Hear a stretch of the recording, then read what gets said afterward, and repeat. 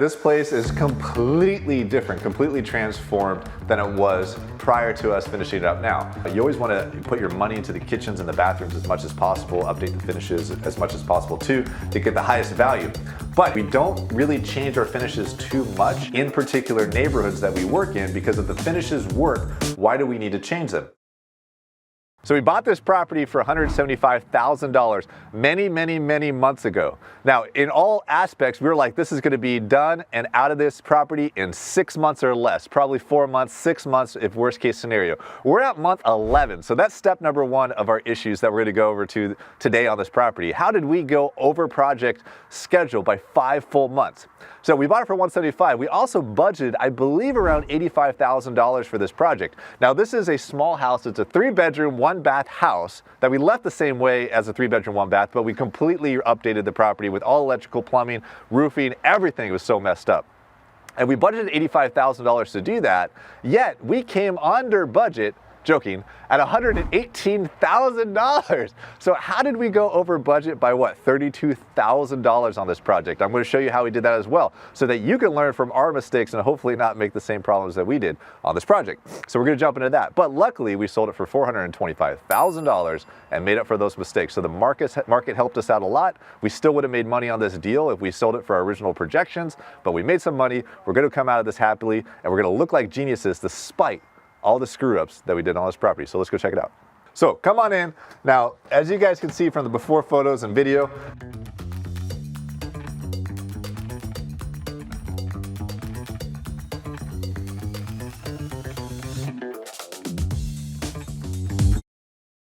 that this place is completely different, completely transformed than it was prior to us finishing it up now. So what's some things you cannot tell on this project right walking in was that in the before video, this place was topsy-turvy all over the place. One of the problems with buying properties that are lived in, and this property was lived in when we purchased it, is sometimes they have a lot of furniture, a lot of stuff in the property that you can't really tell sometimes the structural issues that are in the house itself. Now, we got this property at such an extreme discount at $175,000 for this neighborhood, and in Tacoma, that's really cheap right now. And when you get a property that low, sometimes you have to be able to buy it sight unseen, not get a lot of inspections done on it, and just hope for the best. Now, this property, we were able to get inside and check it out a little bit, but we weren't able to get the full inspection that we wanted to on the project.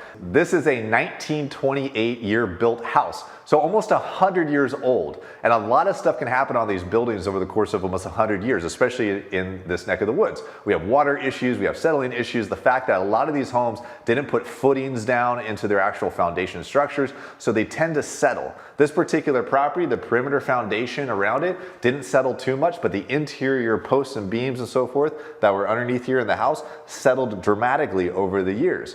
A lot of it was really haphazardly put together, made the property tilt in certain areas. It actually goes uphill in this direction. There used to be a wall as well here that we had to remove because it just makes the kitchen so much better. Just like any episode of HGTV, knock the kitchen wall out and you're gonna make so much more money. So we did that because we watch HGTV, right? So we do that, we open up the kitchen. But we had a lot of slanting issues. There's still some slanting issues on this property. Now, one of the benefits about buying almost a 100-year-old house in a neighborhood that has a lot of 100-year-old houses, people are used to properties not being perfectly level in this neighborhood. Now, it's way better than it used to be, but it's almost impossible to make it perfect unless you spend a ton of money with a ton of engineering. So I'll get into some of the ways that we fix that later, so don't let me forget, but I'm gonna go over that a little bit later in this video. So I'm going to go over some major pro tips with you guys. I'm going to go over the issues we had with the foundation, also some issues we had with the city planning that we had on this property for the permits, some of the other delays, some of the other big surprises that we had that hopefully you guys can learn from as well. But I want to show you guys the rest of the house before we get into that so you get a feel for what we did. Like I said, this before photos and everything, this was completely closed off. We opened that up to make it a good flow into the property. We redid this whole nook. We had to do all the electrical, update the appliances, make it really nice, brand new.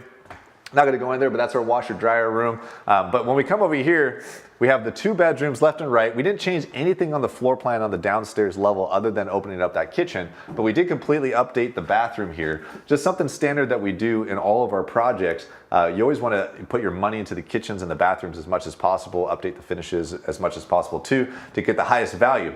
But if you've watched enough of my videos, enough of our projects, you'll see that a lot of these finishes are the same, right? We don't really change our finishes too much in particular neighborhoods that we work in, because if the finishes work, why do we need to change them?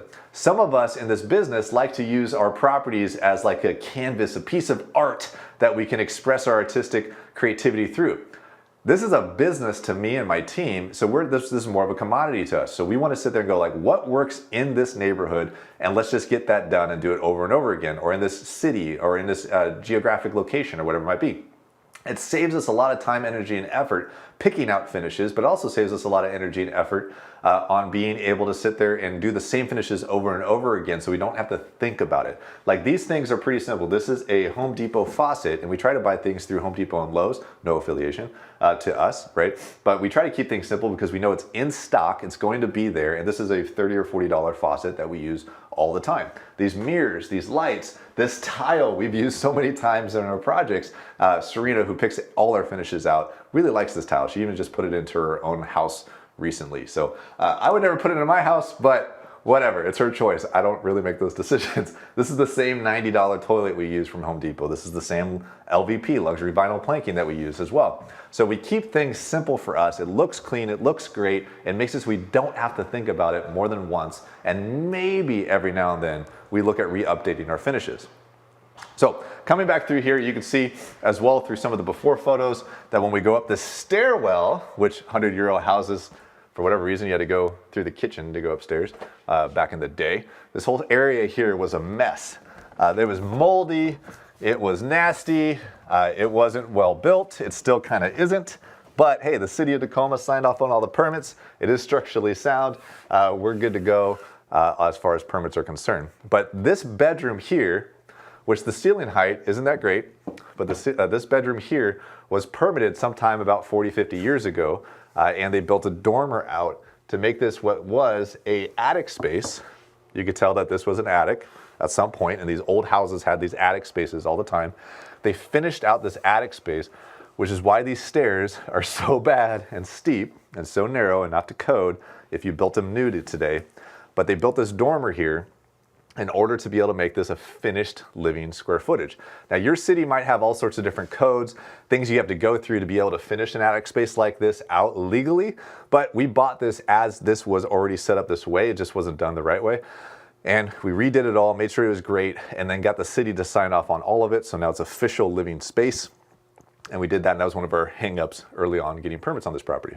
So just because a space like a basement or an attic or some sort of square footage of an addition looks like it's to code or looks like it's finished square footage, it doesn't mean that the city recognizes it as finished square footage. So part of any due diligence on properties, especially older properties in non-conforming areas, such as this area here, you have to do your due diligence when you start seeing a dormer on a finished attic space, and whether or not the city is going to recognize that or not, especially if you plan on getting permits, which you should. So speaking of permits, this leads me to one of the first big issues that we want to go over on this project, besides the foundation stuff, which we talked about earlier. Permits. Now, we went into this project and we do our own permitting. We submit permits into the city and so forth. And this is a plan set. I'm going to show you on the screen. This is a plan of the floor plan of what this property looked like, right? You can see from the as-built that the way that it's broken down to what it looked like when we were just doing the floor plans. We submit these things to the city. It's a before and after. We didn't change the floor plans too much on this, but we have to get some sort of floor plan to the city so they can see, hey, this is what the property looks like before we started. This is what it's going to look like on a floor plan after we're done with the project. So going through all of that allows us to submit permits. We have to submit a scope of work, all that stuff. And our city, in this city in Tacoma, keeps it pretty simple to us. Now, unless some sort of red flag comes up, we submit these permits to the city and the city calls it out. They sit on it for almost an entire month because they were behind in staff, because during whatever this wacky time of the world is, staffing is an issue, especially for local governments right now. So during that time period, they sat on it for a month, finally looked at it, and then they kick it back to us, basically saying, hey, it looks like you're finishing the attic space, when we're not, it was already finished.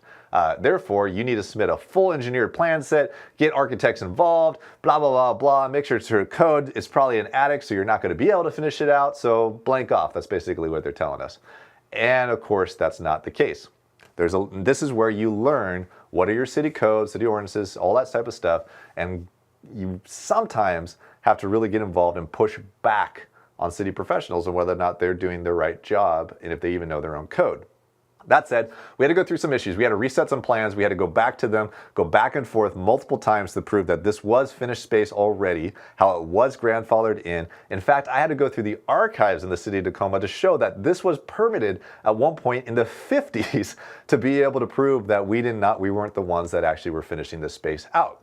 I've never had that issue before in this city. Usually they do all that stuff themselves, but hey, budget crisis or whatever, or I don't know, people working in the county right now, or city right now, they just didn't want to do that work, so we had to do it for them. That set us back almost 3 full months of back and forth, got me to a point to where I had to deal with going straight to the supervisors themselves more than once, and at that point, finally, they crossed over and realized they were making a mistake.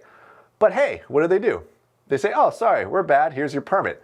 And we cost you a whole bunch of money on holding costs and time, but that's your problem, not ours. So, step one on our permit on our delays is almost 3 months due to permit issues on this particular simple project. So if I have any advice for you guys on that, is that it doesn't matter how perfectly you planned out your project, there's always going to be some sort of issue that can come up. You can be an expert in this business, you can be doing hundreds of deals. I've done hundreds and hundreds of deals in this real estate business, and yet when it comes to construction, something can always come up. And you have to be adaptive, not get too upset about that type of stuff, and work through it, because the problem's there and you got to solve it. You got to deal with what is, not with what isn't. It should have been differently, but it wasn't different. So you have to not should all over yourself, and we will just get things done, which we did. So we persevere. Now here we go. Let's get out of here, because I don't like being up here anyways.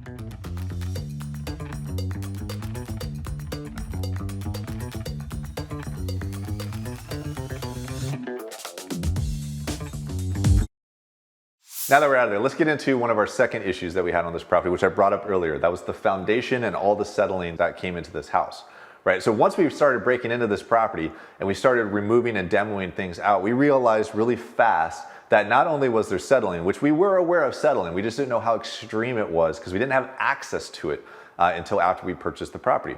So once we got into this thing, we realized that most of the posts and piers down below in this crawl space, which we could show you some photos, were rotted out, sunk through, had no footings on them, resting on dirt, and we had a lot of settling and challenges in the crawl space itself, just not only with the posts and piers, but the joists too. So once we started digging into those, we also found out that a lot of the subfloor here was rotted out. We had to replace almost all the subfloor of the washer dryer area and all the subfloor of the bathroom area. A lot of the joists were rotted from just years and years and years of water issues that were building up over time, which might have been one of the causes of the settling to begin with. So we had to spend way more money than we originally planned and budgeted on that, and we had to do it twice. So let me explain that. So our first contractor that comes in, we have one main load-bearing beam wall here that also is the post. We replace all those things, figure that all stuff out, put almost all new posts and piers and footings down below, stabilize the property. Now, one of the challenges with jacking the property up though, right, is that if we not just stabilize it and stop it from settling more, we also need to level it out. Now, if this is an old house that maybe over the course of 100 years has settled, a lot of repairs have been done over 100 years too because of the settling, either from door jams or lath and plaster. A lot of this is lath and plaster, not drywall. It starts to get repaired over years and years and years. So if we take a house that's sunk 2, 3, 4 inches and jack it all up at once, right, to level it out, it's going to crack, pop, snap, so much stuff in the property. So we can only level it out so much without causing a lot of other damage, such as the windows getting out of plumb, door jams getting all messed up, lath and plaster cracking everywhere. So we have to balance that and go like, how far do we jack this thing up? So once we had it as fixed as we thought we could without doing too much damage and then setting it back in a spot, we get back to work on it and we realized that we had some other issues like this big issue here that was much higher than the rest of the house. This here, we have no idea how that happened. We still don't know why this area and this area upheaves compared to the rest of the property. It's almost like the rest of the property sunk and this place was perfect, right? Never moved an inch over the course of 100 years. So we had to go in there and redo this area again later once we were done. We missed that. That was our fault completely based on the construction rehab. You would think after doing as many deals as we did, we wouldn't have missed that, but hey, we did. So it happens sometimes, no matter how perfect we think we are. So we had to break into all that stuff again, pay more contractors, get that all figured out. Of course, get engineers involved to make sure we're doing it right the first time. Now, did that set us back time? Yes, that set us back an additional full month, if not 45 days, going through all the headaches of settling this house out, finding sourcing contractors, dealing all that stuff to begin with. We also, one of the other factors that can happen in this business is if you do too many deals, you run out of contractors. In this particular time space of this project, we didn't have enough people to come work on this job because we had too many other jobs going on at the same time. So we had some time delays. Right? So remember, when you're scaling in this business, it's not just about buying the houses, it's also about scaling the people around you, the boots on the ground that you need to be able to make this business work. So based on the lessons of the issue with the crawl space and the issue with the settling on this property, which I thought I learned many years ago already, but apparently I didn't, some things you can get out of that. You can't always see everything. It's what's underneath the walls, what's hidden behind the walls, underneath the earth, whatever, or underneath the crawl space or whatever, that can really catch you off guard and give you a lot of change orders and change your budget completely if you're not careful. But this is investing, right? So remember that. One other key thing in this business is another key pro tip. When you invest, you're making basically educated guesses. If this was a guaranteed way to make money, then it wouldn't have as much reward as it really does, because most guarantees don't have the biggest payoffs that they can. But in this business, we make educated guesses and we take risks based on that. We took a risk. We bought a property super cheap and we took a risk that our budget was going to stay on point and sell it for a certain amount, right? Now, through that risk, we discovered some damage, right, that we had to overcome and deal with. So that was the risk we take to do this business. Do your best to mitigate those risks by getting inspections, getting professionals involved, and so forth. But when you have an opportunity like we did here to buy a house really cheap, almost sight unseen, those risks go up, so those rewards better be great in order to make it worth the risk. So how do you turn a crap situation like we had in this property and still get out ahead? Well, one, through mitigating risk, we really dove into what the after repair value was going to be on this property. Now, we did that with such a fine-tooth comb that we figured, hey, we have enough buffer on this house, despite the fact that we think we're going to be able to do this for $85,000. If we're off budget on this property, we have enough buffer to not lose money. Now, number one goal in this business is to make lots of money, but the number two goal is don't lose money while you're making money, right? So whenever we buy properties and we analyze our numbers, we say, what's the worst case scenario to make it to where you break even? There was so much buffer on this property that it was worth us taking the risk for buying it so cheap, sight unseen, right? To be able to say, if the budget went way over $85,000, it's gonna take a lot before we get down to zero net profit. Now, this property sold for $425,000, and even though we went over budget $35,000 roughly, I don't remember the math right now talking to you guys, we still are going to net over $90,000 net profit on this deal. There's people out there today that are buying real estate and betting on the market to continue to rise. Now, if the market does continue to rise, those guys are going to look like geniuses, right? We very much have benefited from the market increasing over time. But one day that music might stop. And where key fundamentals in this business come to play are what's going to save investors in the long run. If you buy a property just because you think the market's going to go up another 5 or 10% in your area in the next 4 to 6 months, which, hey, in this area it has done that, the day it doesn't do that and you go over budget and have supply issues and have other challenges pop up out of nowhere, that's when the music's going to stop for you. And I've seen people go through that transition in this business more than once. Short story, in 2018 in Seattle, particularly in the actual Seattle area, market was on fire. But then May, June 2018, our market, at least in the Seattle area and some other parts of the US, ceased. It stopped. Almost all things closing just didn't happen because the rates went up a little too high that month. I know a number of people that are still recovering from that blip. Now, will that happen today? Who knows? It's all speculation. That's why there's other experts out there to help you figure out what may or may not happen in the market. But stick to key fundamentals in this business, and in the long run, you'll be able to protect yourselves and hedge against market fluctuations, because I can promise you this, the market is going to go up, and the market's going to go down, and the market's going to go up, and it's going to go down. Just don't get caught on a property that you have to sell when the market shifts. But hopefully you make a shit ton of money at the same time. So get after it. Now, finalizing all this business here, how do you find your deals? Make sure you guys go keep door knocking, go cold call, go do whatever you can with wholesalers. This particular property was from a wholesaler that cold calls like crazy and gets up there and talks to people as much as possible, does tons of volume, and they got this deal tied up at such a low price, and they brought it to us because we buy from wholesalers. So if you're a wholesaler out there and you want to find people like us to be able to sell deals to, if you're a guy like me, go network with more than one wholesaler or real estate agent that's out there, and you can find better deals here. If you're only talking to one person, then you're failing. You got to talk to as many people as possible and get the feelers out there, especially in today's world, to find the best deals. If there's no good deals out there, well, how many are you actually looking at? How many people are you talking to? How many are you trying to source them yourself? Are you networking with other people? Those are all key fundamentals to how to find the best deals. Go out there and get after it. On that note, I'm going to end the video right now. So I'm Tarl Yarber with Fixated Real Estate. You can follow me on Instagram at Tarl Yarber. But for the most part, this looks like a nice, clean little house. And this, okay, maybe we're not going to be able to negotiate too much on. This is the exact same house. This is what was inside the house. So don't judge a book by its cover. When we roll up on a project, there's some big exterior red flags that we're looking for right away.